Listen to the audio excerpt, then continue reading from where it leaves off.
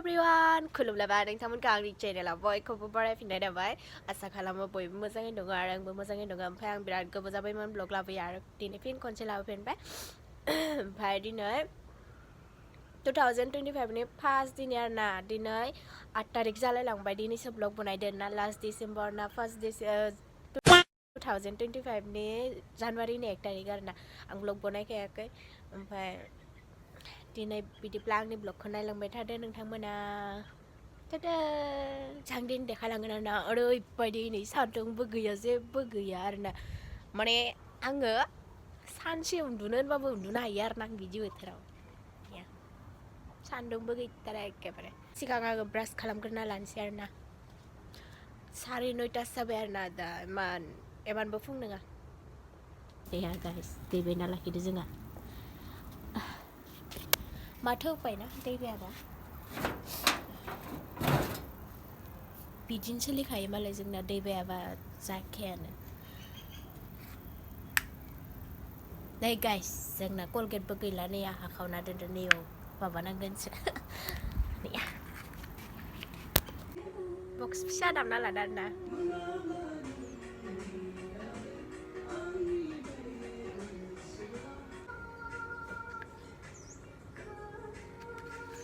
दसता जासिगोन आरोना 10ता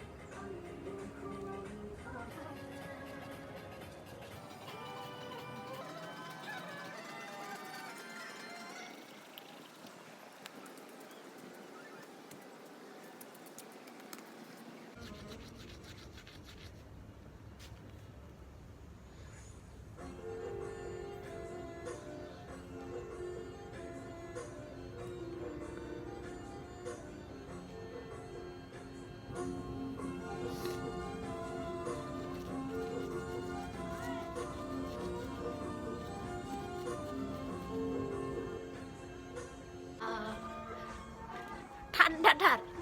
जों लिरहोनाय नैबे आंनि बेलाय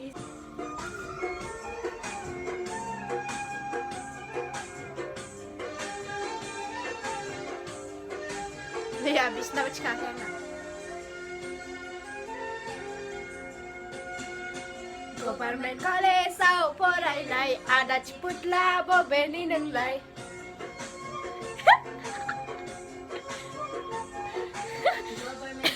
आंहा दिनैसो 1 जानुवारि नांदो गोदै गोदै रावजों बुखायना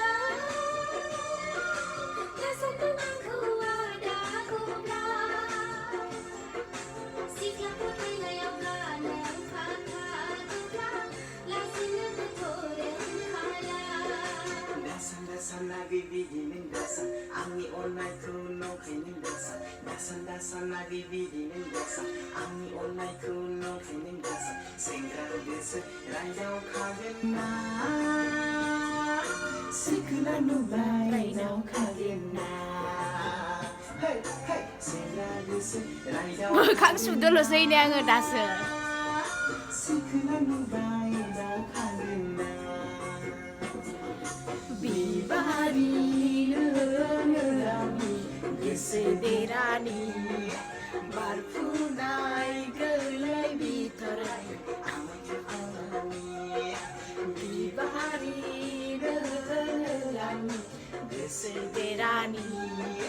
barfunai gelai bitarai amai tukoloni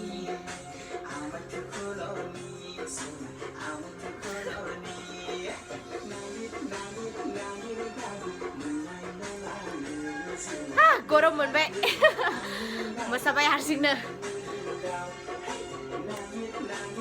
बेबायदि बक्स दामना लाबा बिराद इन्ट्रेस्ट नाङो आरोना गावखौनो गाव मानसि थाबाबो थायाबो मोसानो लुगैयो आरोना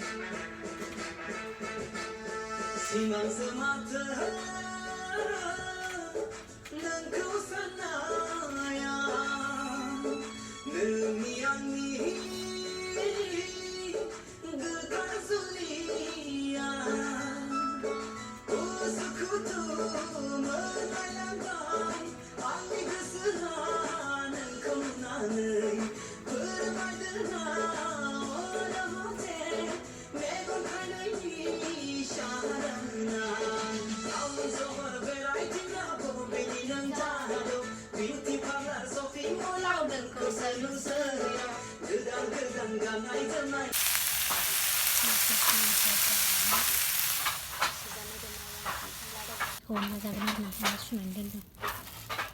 बेदर दरनैसो जागोन दै गिलाससे सिम्पोल So guys, दिनैनि ब्लगानो इसिनिसै बाय बाय नेक्स्ट ब्लगाव लोगो मोनफिनगोन